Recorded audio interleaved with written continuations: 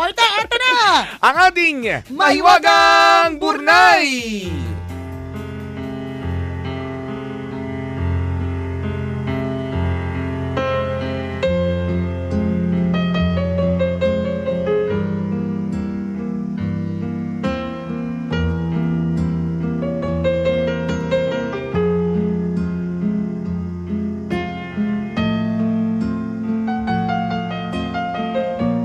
Hapong-hapo ang dalawang bumbero matapos rumisponde sa isang nasusunog na warehouse. Umabot ng halos 12 oras bago naapula ang apoy. Sinasariwa pa ni na firefighter Tim at Paul ang naging kalbaryo nila sa buong magdamag habang nag-aalmusal sa isang diner. Pare, para tayong nasa impyerno kanina. Sobrang laki ng apoy. Halos matunaw nga yung suot kong bota sa sobrang init, sabi ni Tim. Hay, sinabi mo pa pare, nagutom talaga ako sa sunog na yun.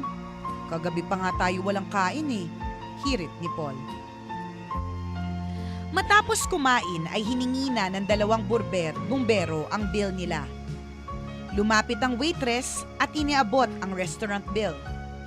Nang makita ang bill, ay laking gulat ng dalawa dahil hindi presyo ng kinain nila ang nakasulat dito, kundi isang maikling mensahe. Dear customers, ako na po ang taya sa almusal ninyo sa umagang ito. Kahanga-hanga po ang inyong katapangan sa pagiging isang bumbero. Maraming salamat sa mga sakripisyo nyo para sa ating komunidad. Saludo kami sa inyo. Ang inyong waitress, Liz. Naantig ang mga bumbero at halos mapaluha sa kanilang nabasa. Pinasalamatan nila ang waitress at pag-uwi ng bahay ay dali-daling pinost sa Facebook ang naging karanasan. In-upload ni Tim sa social media ang kuha ng mensahe ni Liz sa kanila. Inengganyo niya ang mga kaibigan na tangkilikin ang restaurant na pinagtatrabahuhan at bigyan ng malaking tip ang mabait na waitress. Hinanap ni Tim ang Facebook account ni Liz at sa kanyang pagbabrowse sa internet ay isang bagay ang kanyang natuklasan tungkol dito. Nalaman ni Tim na si Liz ay nangangailangan ng tulong para sa ama nito na merong brain aneurysm. 5 taon nang paralisado ang ama ni Liz at hangad niya na mabilhan ito ng isang wheelchair accessible van. Sa ganitong paraan ay mas madali niyang maibabiyahe ang ama sa pagpunta sa ospital at mga espesyal na pagtitipon. Sa donation page na ginawa ni Liz, ay humiling siya ng pandagdag na halaga para sa isang second-hand van. Nang makita ni Tim ang panawagan ni Liz, ay agad niyang kinontak ang mga kaibigan para makibahagi sa pagtulong. Ilang araw lang ang lumipas, ay dinumog na si Liz ng mga taong gustong tumulong. Ang $17,000 na binubuo niya para sa wheelchair accessible van ay nalagpasan pa at nakalikom siya ng mahigit $70,000. Wow! Hindi inaasahan ni Liz na makakatanggap siya ng ganoong kalaking tulong mula sa mga taong hindi naman niya kakilala. Ang maliit na kabutihan na kanyang ginawa ay sinuklian ng tadhana ng siksik, liglig at umaapaw pa. Isang patunay na anumang kabutihan na ipagkaloob mo sa iyong kapwa ay tiyak na may kapalit na pagpapala. Ang kwentong ito ay hango sa tunay na karanasan ni Liz Woodward, isang service crew attendant sa New Jersey, USA. Nang mag-trending sa social media ang kanyang istorya, ay lalo pang lumobo ang dami ng mga gustong tumulong sa kanya. Sa ngayon ay umaabot na sa mahigit $83,000 ang pondong nalikom niya na gagamitin para sa mga pangangailangan ng kanyang ama na may kapansanan. Yan ang araw-araw na laging sinasabi ng tambalan mga kabisyo. It pays To be good. Tandaan natin mga kaibigan, ito yung sinasabi nating karma, 'di ba, sa buhay natin. that everything we do, Bounces back to you. totoo yan. Lahat po ng bagay na ginagawa natin, may balik po sa atin. Kaya ngayong umagang ito, halimbawa gumawa ka ng hindi maganda, umasa ka. Ilang oras. Matitisod ka. Specific, di Oo, ba? specific. Matitisod ka, kaya matatanggalan ka ng kuko sa hintuturo ng kaliwang kamay. So, alam niyo po, meron naman po tayo laging choices. Life is all about making choices. Tama. And today, bukod sa we should choose to be happy, let's choose to do something good for Correct. another person. Random act of kindness. Tama. Isipin mo to, partner.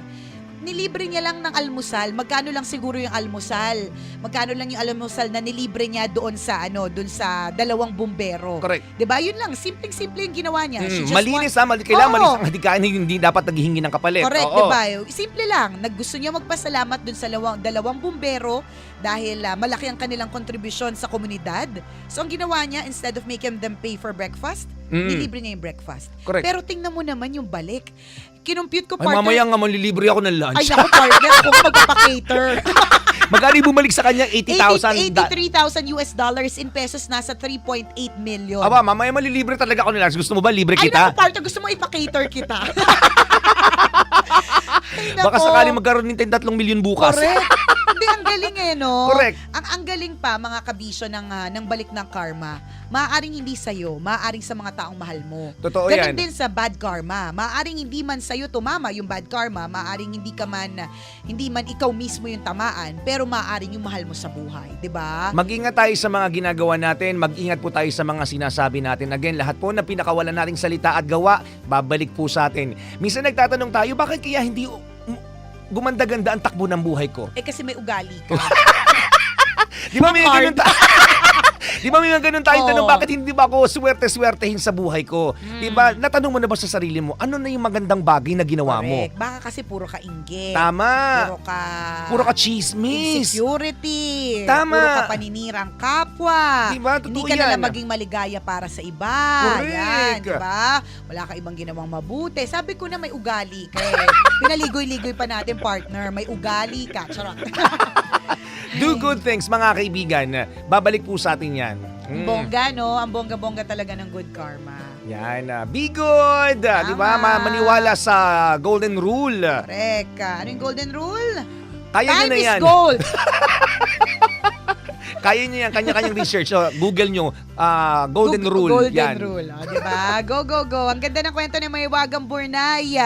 Ang mga kwento po ng Mahiwagang Burnay ay mababasa nyo po sa aming Facebook fan page. I-search nyo lang po sa Facebook, Tambalan! Siyempre, patuloy nyo lamang pong i-like ng i-like, tapos i-share nyo din ng i-share para marami rin ang ma-inspire sa kwento ni Mahiwagang Burnay. Correct. True Luluto lang halong eklabo. Salamat mga kabisya sa pagtutok sa amin ngayong araw na ito. Naway na-inspire kayo ng Burnay. Naway may mga na-touch ngayong araw na ito. At naway maging bongga din ang araw na ito para sa iyo. Tama. Thank you, Chowking! Salamat, Chowking, sa pinadala ninyong pagkain sa amin. Nakakahiya naman. Iba pa po yun sa birthday ko, ha? Oy. Oy, Demanding dito na pa nga yun. more. Alam mo, ilang beses sila nagpadala Oo, this this week. week. So, Oo. ibig sabihin na habang papalapit ng papalapit. Oo, papalaki ng papalaki. Yan. Demanding pa more. Uy, thank Okay you, lang, Chowking, pagbibigyan ka naman nila kasi birthday mo. Birthday week ko. Salamat sa pinadala po ninyo. Ang dami nyo na naman nabusog dito sa Love Radio. Salamat! Thank you! Ayan ang sinasabi nating good karma. Dadami po ang sales nyo ngayong araw na to. Yan. Diba? Kasi may mga pinaligaya kayo. Oh. Tama yan, mga kaibigan. Gumawa ng kabutihan. Siswertehin ka, maniwala ka Sabi lang. nga, give the world the best that you have and the best will come back to you. Oh, Wow. diba? So, bigay pa po kayo sa amin. Maraming salamat mga kabisyo sa pagtutok and thank you for making Love Radio always Your number one FM radio station. At habang nariyan kayong mga kabisyo, ang tambalan, walang kalaban. Number one pa more. Ako po si Nicole Yala. At ako naman, si Cambio King Chris Chuper. Na nagpapaalala, Walang matatag na relasyon sa malanding may determinasyon. Yon!